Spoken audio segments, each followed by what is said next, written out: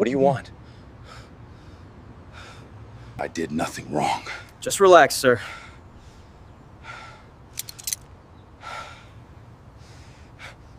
The flashing red and blue lights carved into Marcus Hale's rearview mirror, staining his face in pulses of color. His knuckles tightened on the steering wheel, leather squeaking beneath his grip. The road was empty, silent except for the hum of his idling sedan. He had signaled, stopped fully at the light, obeyed every rule. Still, the siren screamed. Boots crunched against asphalt. A flashlight beam sliced through his driver's window, hot against his skin. The officer leaned in close, the sour tank of coffee and chewing tobacco cutting the night air. Step out of the car, the cop ordered. No greeting, no explanation, just the low growl of authority. Marcus complied, hand steady, voice even. Is there a problem, officer? The man's smirk was thin and deliberate. His gaze lingered too long on Marcus's skin, his tailored suit, the polished briefcase on the passenger seat. You fit the description, the officer said, as though it was the only sentence he had rehearsed. The cuffs snapped cold around Marcus's wrists, metal bit into bone. A couple across the street paused with their groceries, eyes darting away quickly, pretending not to see. The officer shoved him against the hood, pressing him down hard enough that heat from the engine seared through his shirt. Marcus's jaw clenched. He could taste iron at the edge of his tongue. You'll regret this, he said, voice low, steady. The officer laughed under his breath, amused by a power he thought absolute. People like you always say that. A radio crackled. Backup was en route. The night air thickened with silence. What the officer didn't know, what no one on that street suspected, was that Marcus Hale was the newly elected district attorney. And he wasn't going to stay silent. The city streets were almost empty. The kind of quiet that settled after midnight when neon signs flickered half-heartedly, and the air carried the faint tank of gasoline and rain-soaked asphalt. Marcus Hale drove with measured patience, his sedan rolling beneath the muted glow of traffic lights. He had worked late, reviewing case files for an upcoming trial. The weight of them still clung to his shoulders, though now replaced by the relief of finally heading home. Then came the siren. The sound was sharp, slicing the calm in half. Red and blue lights flashed behind him, blinding in his mirrors. Marcus's jaw tightened. He checked his speedometer, precisely the limit. His turn signal had worked, his plates were clean, his insurance up to date. Still, he felt the electric tension crawling up his spine. He pulled over, slowly, perfectly. Boots hit pavement. A flashlight beam stabbed into his side window. License and registration. The officer barked. Marcus lowered his window, the cool night air rushing in. Evening, officer. Can I ask what this is about? Don't get smart. License now. Marcus handed it over. Calm and precise. His hands moved slow, deliberate. He knew the rules. Every black man did. No sudden movements, no edge in the voice, no flicker of irritation that could be twisted into resistance. The officer's light lingered on Marcus's face, then down at his tailored suit, then the briefcase in the passenger seat. What's in there? Work files. Step out of the car. The command carried no explanation, just the weight of arrogance. Marcus unbuckled his seatbelt and stepped out, feeling the officer's eyes sweep over him like a searchlight. The man smirked. You fit the description. The words landed like a slap. No specifics, no crime mentioned, just a phrase wielded like a weapon. Marcus's throat burned. He kept his voice low. The description of what? Shahab. Hands on the hood. The officer shoved him forward before he could reply. His palms hit the metal still warm from the drive. The flashlight clattered against the hood as the cop yanked Marcus's arms behind his back, cold steel locking shut around his wrists. Across the street, a young couple froze mid-step, grocery bags dangling at their sides. Their eyes met Marcus's for a fleeting second. Then they turned away, hurried steps echoing against the concrete. Officer. This isn't necessary, Marcus said, his voice even but shaking with restrained fury. I've done nothing wrong. Funny, the officer muttered, tightening the cuffs until Marcus winced. That's what they all say. The trunk of the cruiser popped open. Another pair of boots approached. A second officer, silent, watchful, stood by as Grant patted Marcus down with rough hands, searching for contraband that wasn't there. Marcus inhaled through his nose, the sting of humiliation burning deep. He wanted to shout, to tell them who he was, but he stayed silent. Not yet. They dragged him to the patrol car. The metal interior smelled of stale sweat and disinfectant. The door slammed shut, sealing him in a cage. From outside, He could hear the officer Grant speaking into his radio, tone smug. One male in custody, possible suspect. Bringing him in, Marcus leaned his head back against the seat, staring at the mesh barrier that separated him from the front. Every muscle in his body throbbed with anger, but his expression stayed calm, unreadable. This wasn't the first time. It was simply the first time since he had taken office. The irony carved into him like a blade. Hours ago, he'd been preparing arguments for justice in a courtroom. Now he was shackled, reduced to a suspect by nothing more than skin and suspicion. The cruiser jolted forward. Streetlights flickered past in streaks of white and amber. Marcus's reflection glared back at him from the darkened window, eyes steady, jaw clenched. "You'll regret this," he whispered to himself, so softly the officers couldn't hear. Grant chuckled in the front seat anyway, as if he had. "People like you always say that." The car turned sharply, heading toward the precinct. Marcus let the words sink into the dark. Not defiance, not a plea, a promise. The fluorescent lights buzzed overhead, casting the precinct in a harsh, sterile glow. The smell of stale coffee, sweat, and disinfectant clung to the air. Marcus stepped out of the cruiser, wrists still bound, as Officer Grant's hand clamped onto his arm and pulled him forward. Inside, the front desk officer glanced up, uninterested. "Another one," Grant smirked. "Picked him up near Jefferson. Said he was just driving home." A chuckle rose from the desk. "Aren't they always?" Marcus's jaw tensed, but he kept his silence. They led him through the booking process, each step wrapped in casual mockery. Ink rolled across his fingers. Flashbulbs popped for his mugshot. The camera's click echoed like a gavel striking. Final and cold. Grant leaned in, whispering just loud enough. "Smile for the camera. You'll want to remember this." Marcus didn't move. His stare was flat, steady. The officer behind the desk frowned. "He's quiet. That makes me nervous." "Nah," Grant replied, smirking. "That just means he knows he's caught." They stripped him of his belongings: wallet, watch, phone, the leather briefcase. The briefcase drew a comment. "Man like you carrying something like this." A younger officer rifled through it, flipping open legal pads covered in notes, files stamped with court seals. "Playing lawyer, huh?" Marcus didn't answer. His silence seemed to irritate them more than defiance would have.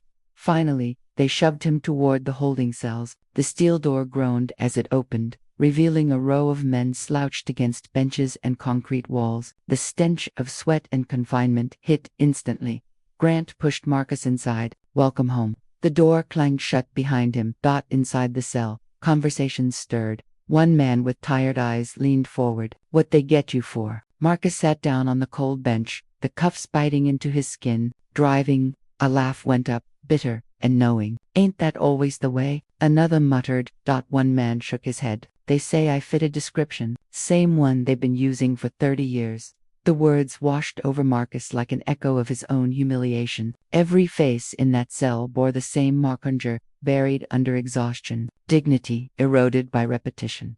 The silence after was heavy, broken only by the clink of cuffs when Marcus shifted his wrists. Hours bled into each other. The station hummed beyond the bar's phones ringing, officers laughing, radios crackling with chatter. Inside, time stood still. Grant returned, leaning casually against the bars. "How's the view?" "Comfortable." Marcus looked up at him. "Calm." "You'll regret this." Grant chuckled. "You've got guts, I'll give you that, but guts don't mean anything here. You're just another body in the system. And believe me, nobody's coming to save you." His smirk lingered, then he walked away, boots echoing against tile. Across the cell, one man leaned closer, lowering his voice. "You're not like the rest of us, are you?" Marcus raised an eyebrow. "The way you carry yourself, the suit, the silence. You ain't no regular guy." Marcus's eyes flickered, but he said nothing. The man nodded, leaning back. "Don't matter who you are. In here, you're just another black man in cuffs." The truth of it pressed heavy against Marcus's chest. Later, another officer appeared, older, his uniform pressed neatly, his tone indifferent. He called out Marcus's name from a clipboard. Marcus stood, still cuffed. The officer opened the cell. "Interview room, let's go." The walk down the corridor felt endless. Fluorescent lights buzzing like insects above. They ushered him into a small, windowless room. A table, 2 chairs, a tape recorder, blinking red. Grant entered, sitting across from him. "So," Grant began, leaning back, arms crossed. "You're calm." "To calm. Most of 'em beg, cry, scream. You act like this is beneath you." Marcus met his eyes, his voice measured. Because it is, Grant laughed, shaking his head. That's rich. You think your suit makes you untouchable. Out there, maybe, in here, you're nothing. And I'm the one who decides what happens next. Marcus leaned forward, wrists on the table, chains rattling softly. His voice dropped low. Every word you say is evidence. Every action you take is a record. And when the truth comes out, you'll realize who's really untouchable. The smile faltered on Grant's lips, just for a flicker. Then it returned, sharper, defensive. You talk big, but trust me, nobody cares. Not about you, not about any of this. The tape recorder blinked red, silent. Watching. Marcus sat back, eyes fixed on Grant. He didn't need to speak. The silence itself was a weapon. Back in the holding cell. Hours later, Marcus's thoughts coiled tight. He could end this in a moment. With a single sentence. I am the district attorney. But he did single quotes. Not yet. The injustice had to reveal itself fully. Without shortcuts, without shields. If he stepped in too early, the rot would remain hidden. He would endure this night. He would bear the weight. Because tomorrow, the truth would break them. Morning broke with a cold gray light, seeping through the narrow windows of the precinct. Marcus sat upright on the hard bench in the holding cell, his suit wrinkled, wrists raw from the cuffs that had only been removed after hours of confinement. His eyes were steady, but fatigued weighed behind them. Across the room, men stirred awake, groaning against the ache of concrete beds. The clatter of keys echoed as officers began their shifts. Then came the whisper. A clerk's voice hurried in the hallway. That name, are you sure? Marcus tilted his head, catching the words. Footsteps followed, doors opening, closing, the faint hiss of a printer, the low murmur of unease. Officer Grant strode in, radiating smugness. He tapped the bars with his baton. Rise and shine. Still think you're better than the rest of them? Marcus met his gaze. His silence was deliberate, heavy. Grant leaned in, sneering. Word is you've been claiming you're some big shot. What was it again? District attorney. Cute story. You really think anybody believes that? From down the corridor, another officer called out, Grant, you might want to check something. Grant waved him off. Later.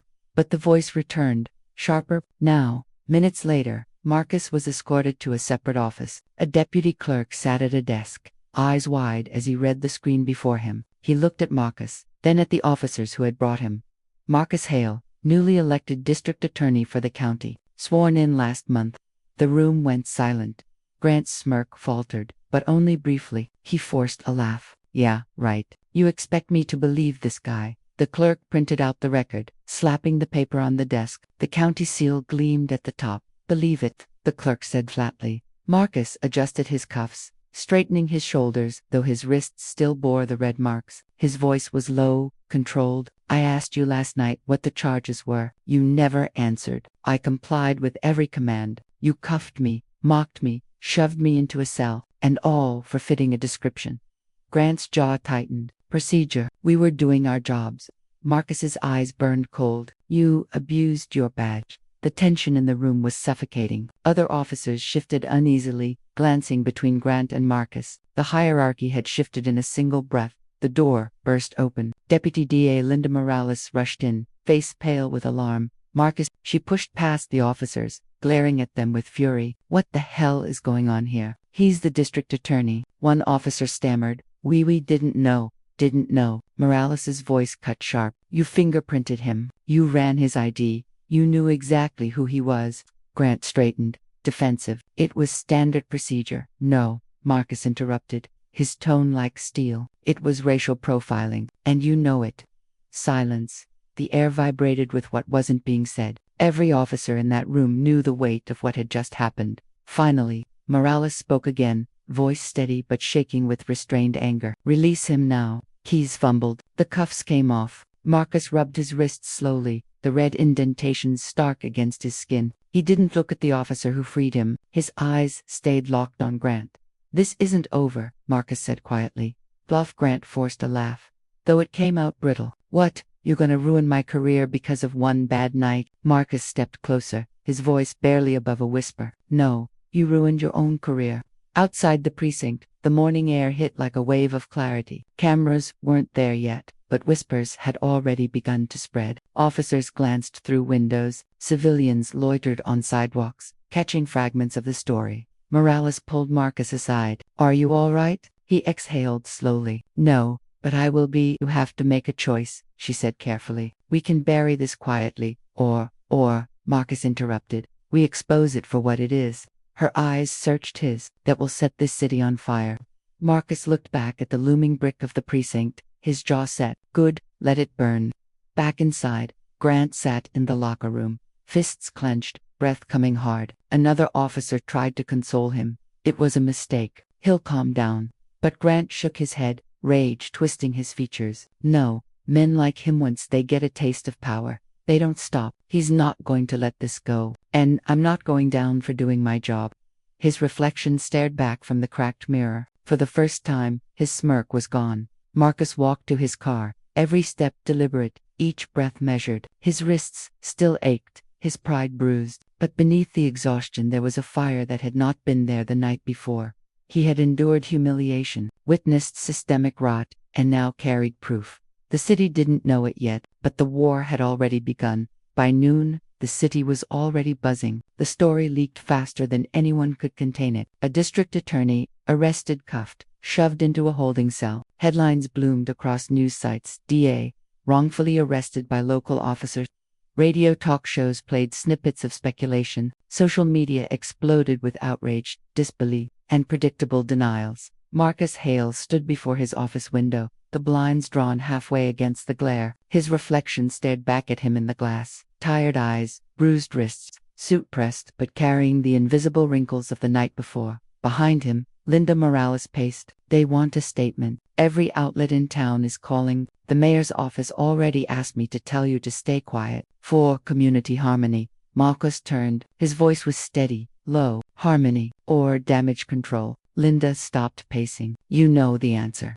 The phone on his desk buzzed. He let it ring. Instead, Marcus remembered the silence of that holding cell, the men packed shoulder to shoulder, each one bearing the weight of years of similar treatment. He heard again the bitterness in their voices. Fit the description. Same for 30 years. This wasn't just his story. It was theirs. Later that day, Marcus returned home. His wife, Vanessa, stood in the kitchen, her face pale, hands trembling as she gripped a coffee mug. "Why didn't you call me?" Her voice cracked, sharp with fear. "I didn't want you to panic. You were in a jail cell, Marcus." She slammed the mug down, coffee sloshing over the rim. "You could have been." Her breath caught. She shook her head, unable to finish. He stepped closer, lowering his voice. "I'm here. I'm safe." "No," she said, tears welling. "You're not safe. None of us are. If they can do that to you, with your name, your position, what chance does anyone else have?" Marcus placed his hand over hers. "That's exactly why I can't let it go." The next morning, Marcus walked through the courthouse steps. Reporters swarmed, microphones thrust forward like weapons. "Mr. Hale, do you believe this was racially motivated? Will you be filing charges against the officer? Do you think this incident undermines public trust in the police department?" Marcus paused, the cameras flashing. His jaw tightened, but he offered nothing. Not yet. Inside, his closest colleagues gathered. Some looked at him with sympathy, others with unease. One older attorney pulled him aside, speaking in a hushed tone. "Marcus, I've seen careers destroyed over less. If you push this, they'll come for you. Hard." Marcus's eyes didn't waver. "Then let them." Meanwhile, across town, Officer Grant sat stiff-backed in the chief's office. The walls closed in around him, the chief's voice cold. "You know who he is now. Do you realize what you've done?" Grant's jaw set. "I did my job." He fit the description. "Don't give me that." The chief leaned forward, eyes blazing. "This isn't some nameless man you dragged in. This is the district attorney. The press is circling like vultures. You've humiliated this department." Grant smirked, though his eyes betrayed a flicker of doubt. "So we let him make a fool of us. I won't grovel for doing my job." The chief slammed a fist on the desk. "You crossed a line, and now we're all paying for it." That evening, Marcus sat with Vanessa at their dining table, the television murmuring in the background. A news anchor recited, "Sources confirm District Attorney Marcus Hale is preparing to file an official inquiry against Officer Thomas Grant." Vanessa looked at him, her eyes searching. "Are you?" "Yes." Her lips pressed tight. "Then promise me something. Promise me this won't consume you. Promise me it won't destroy us." Marcus reached across the table, holding her hand. His voice was firm, but soft. I can't promise it won't consume me, but I can promise this silence isn't an option. The next morning, the courthouse was packed. Cameras lined the steps, flashing as Marcus emerged. He paused at the podium set up hastily by staff. The reporters quieted, microphones raised. Marcus's voice carried, deliberate and strong. What happened to me wasn't unique. It wasn't a mistake. It was a symptom of a system that allows bias to masquerade as procedure. I was arrested without cause, humiliated, and treated like less than a citizen. I endured it because thousands of others endure it every day and they don't have the platform I do. But I refuse to stay silent. I will be filing an official inquiry into the actions of Officer Grant and into the systemic failures that allowed this abuse of power. Gasps rippled through the crowd. Marcus stepped back, his face composed, his fists clenched at his sides. He could feel the storm gathering already, the weight of backlash that would come crashing, but the silence was broken. The fire was lit. The precinct felt different the next morning, a heavy silence hanging in the air as officers avoided eye contact. Leon stepped inside, his jaw set, his badge clipped to his belt like a challenge. He walked past whispering patrolmen, their voices low but urgent, like snakes rustling in dry grass. At the back, Collins slammed his locker shut. His eyes darted toward Leon, then quickly away. "Morning," Leon said, voice measured. Collins muttered, "District Attorney thinks he owns the place now." Leon's gaze sharpened. "I don't own it. I uphold it. There's a difference." Inside the squad room, Chief Merrick stood stiff, his hands pressed flat on a table stacked with reports. "Gentlemen, the press is circling like vultures. We need a united front." Leon's voice cut across the room. "United in what? Protecting racism, or protecting the badge?" A thick silence fell. Several officers shifted uneasily. Collins barked out a bitter laugh. "Here we go. Preach, counselor." Leon turned toward him, eyes narrowing. "Not preaching. Stating facts. You broke the law when you put me in cuffs. You broke the Constitution you swore to defend." Collins's face reddened. "You played me, set me up to look like the villain. You didn't need help looking like one," Leon replied coldly. Reporters swarmed the station by noon. Cameras flashed as Leon exited the building. One shouted, "District Attorney Matthews, are you pressing charges against Officer Collins?" Leon stopped, turned to face the wall of cameras. "The law applies to everyone, including police officers." The crowd erupted in questions, but Leon walked away, the echo of his words already ricocheting through headlines. Later, in a dim hallway, Collins cornered him. His face was tight, desperate. "You're destroying me," Collins hissed. "You think these people care about justice? They'll eat you alive next." Leon's heartbeat thudded in his ears. "I'm not destroying you. You did that yourself." Collins leaned closer, voice low, venomous. "You don't understand how deep this goes. You'll regret this fight." Leon's stomach clenched, but he didn't flinch. He met Collins's stare head. "The only thing I regret is how long men like you have been allowed to hide behind the uniform." The words hung heavy, a declaration and a warning. For a fleeting second, Leon saw it, Collins's mask slipping, fear flashing in his eyes, and then the officer turned sharply, retreating into shadow. Leon exhaled slowly. He knew this was no longer just a case. It was a war. The city was buzzing like a live wire. News vans parked outside the courthouse, reporters jostling for camera angles, microphones raised high. By the time Leon stepped onto the courthouse steps, the air pulsed with chants. "Justice for Matthews. No more racist cops." The crowd's roar swelled as they spotted him. Flashbulbs burst like gunfire. Leon adjusted his tie, each breath measured. His face betrayed nothing, but his chest burned with the weight of expectation. Inside, the hallways were a storm of murmurs. Officers in uniform walked stiffly past, some glaring, some avoiding his eyes. Lawyers whispered, journalists scribbled, and in the middle of it all, Leon pressed forward, shoulders squared.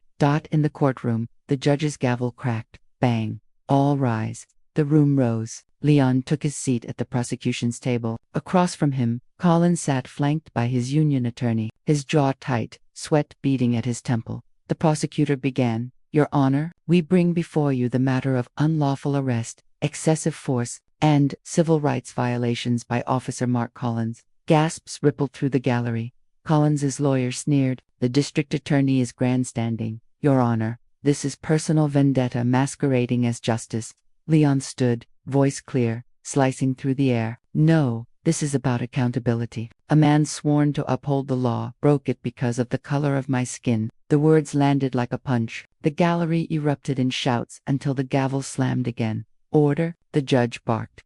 During recess, Leon stepped into the courthouse lobby. Reporters swarmed instantly. Mr. Matthews, do you believe Officer Collins represents systemic racism in the police force? Leon paused, scanning the faces, the hungry eyes. He thought of every black man humiliated, every woman silenced, every family grieving. I believe, he said firmly, that Collins is not the disease, but a symptom, and the system must answer for it. The crowd exploded, his words ricocheting through microphones and onto breaking news banners. That night, television screens across the city carried panel debates. Is this justice or revenge? One commentator demanded. Finally, accountability. Another countered. Clips of Leon's words replayed, his face frozen mid-sentence. Social media flooded with hashtags, hashtag justice for Leon, hashtag end police impunity, but beneath the noise, the threats grew louder. Leon's phone lit up with anonymous numbers. Messages hissed through the speaker. You'll pay for this. We know where you live. He locked the screen, jaw clenching. Alone in his apartment, Leon stood at the window. Outside, the city glowed in restless neon. Prophetess chants drifted faintly upward. His reflection stared back at him in the glass. A man fighting a battle he hadn't chosen, but couldn't walk away from. For a moment, fear pricked at him easy, invasive, but beneath it rose something steadier, harder, resolve. He whispered into the silence, as if declaring it to the city itself, they can't silence me. The night swallowed his words. But the fight was far from over.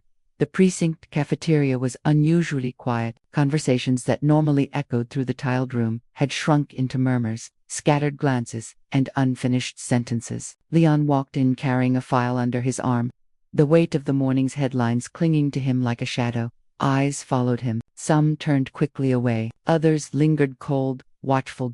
At the far end of the room, Collins sat with two officers. They stopped talking the moment Leon entered. Collins smirked faintly, like a man who knew something no one else did. Leon kept walking, ignoring the stares, but the knot in his chest tightened.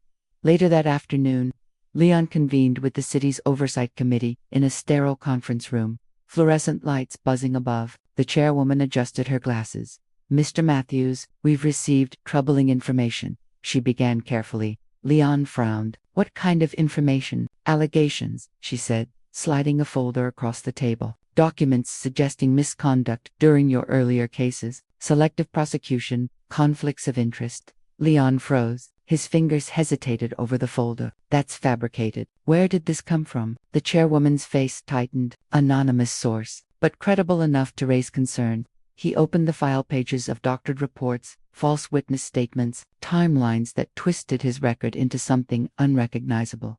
This is a smear, Leon said sharply. Someone is trying to bury the real issue. The chairwoman's silence was telling. By the evening, the news was everywhere. District attorney under scrutiny for questionable past cases. Leon's phone buzzed endlessly. Allies called, confused, enemies called, gloating, and threaded through it all was one unshakable truth. Someone inside had fed Collins ammunition. That night, Leon sat in his office, dim desk lamp casting shadows across stacks of files. He rubbed his temple, exhaustion clawing at him. The door creaked. His assistant, Jordan, stepped in, face pale. They're saying I should distance myself, Jordan muttered. That you're toxic now. Leon stared at him. After everything we've fought for, you'd walk away. Jordan avoided his eyes. I have a family. They're threatening people, Leon. This isn't just about you anymore. The words hit like a blow. Betrayal, sharp and cold. Leon leaned back in his chair, voice quiet but steady. So they get to scare us into silence. That's the system winning. Jordan's throat worked, but he said nothing. He slipped out the door, leaving Leon in the silence of his unraveling support. Hours later, Leon left the office. His footsteps echoed in the deserted parking garage. Somewhere behind him, a car engine revved. Headlights flared, blinding him for a moment before shutting off. He tensed, scanning the shadows. Nothing. Just silence and the faint drip of water from a pipe.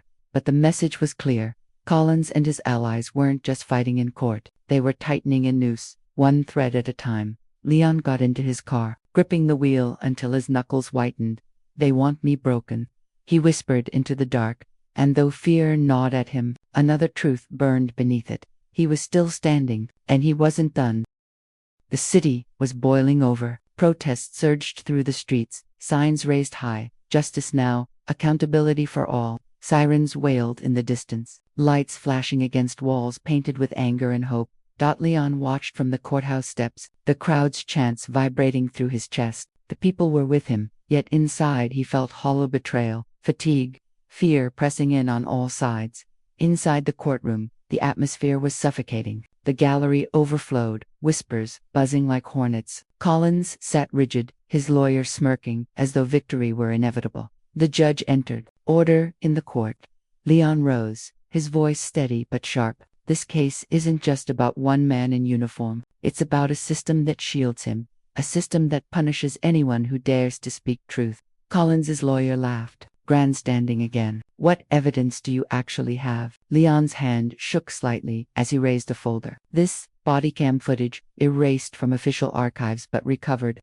Gasps rippled through the gallery. The judge leaned forward. Proceed. The screen flickered to life. The video played, Collins dragging Leon out of his car, slamming him onto the hood, sneering words that cut sharper than the handcuffs biting into skin. You people never learn. The words echoed through the silent courtroom. Collins's face drained of color. His lawyer sputtered. This is doctored. No, Leon cut in, his voice iron. This is truth, unfiltered, undeniable. The gallery erupted, shouts crashing against the walls. The judge's gavel slammed but could not contain the storm. Outside, the footage went viral within hours. Screens across the nation replayed Collins's words. Hashtags exploded. News anchors spoke in grave tones, and the backlash grew violent by nightfall. Leon's office was vandalized, windows shattered, walls sprayed with slurs. He arrived to find police tape fluttering in the wind. Jordan was there, shaken but alive.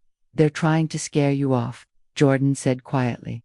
Leon stared at the broken glass. It's working on everyone but me. But the cost was heavier than glass and paint. His phone buzzed with another anonymous threat. Back down or you'll be next.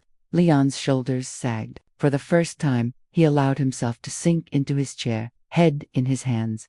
How much more could he endure? Late that night, a knock at his door startled him. He opened it to find Councilwoman Hayes, her eyes fierce. You can't stop now, she said. This isn't just your fight anymore. If you fall, the message is clear. The system is untouchable. Leon swallowed hard. And if I keep standing, they'll burn everything I've built. Her voice softened. Then let them burn it, but don't let them burn justice with it.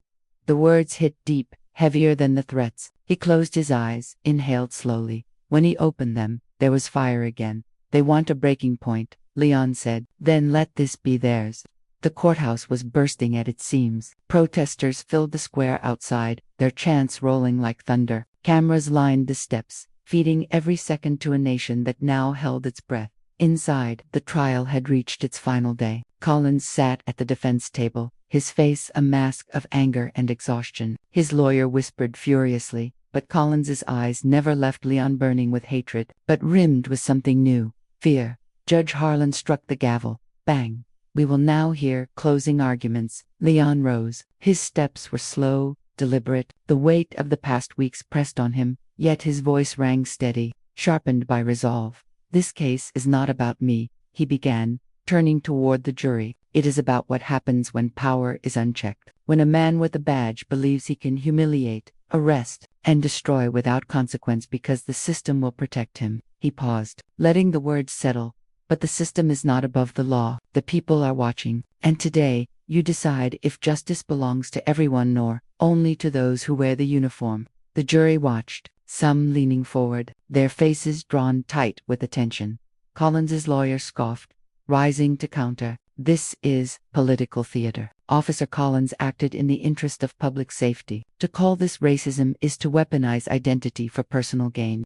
Leon's jaw clenched, but he said nothing. The truth was already in the air, undeniable. The video, the witnesses, the pattern of abuse, it all pointed one way. Hours passed. Tension thickened. The jury filed back in. The foreperson rose. We, the jury, find the defendant, Officer Mark Collins, guilty on all counts. The words crashed like a wave. Gasps, shouts, applause broke through the courtroom despite the gavel's desperate strikes for order. Collins's face collapsed. his bravado finally shattering. He slumped back in his chair, lips trembling. Leon exhaled, shoulders sagging with the weight of vindication and exhaustion all at once. Outside, the crowd erupted as the verdict was announced. Cheers shook the square, signs raised high in triumph.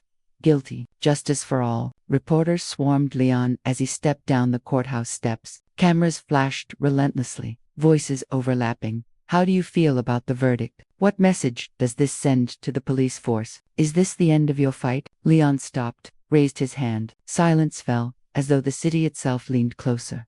This verdict is not the end, he said firmly. It is proof that the truth can be louder than lies, that justice can pierce even the strongest armor of corruption. But this fight is bigger than one officer. It's about rebuilding a system that failed for too long. His voice hardened. We don't celebrate one man's downfall. We celebrate accountability. The crowd roared, chants rising into the sky.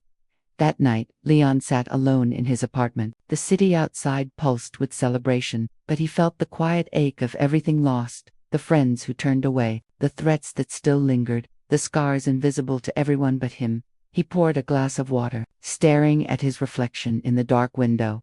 Was it worth it? The question hovered, heavy and cruel. But then he remembered the voices outside, the chants, the people who finally believed change was possible. He whispered to himself, almost a prayer. Yes, it was worth it. The next morning, the headlines stretched across every screen. Officer Collins, convicted District Attorney Leon Matthews, delivers landmark victory against racism in law enforcement. And though Leon knew battles still lay ahead, he also knew something had shifted forever. For once, justice had spoken louder than power, and it had spoken in his name.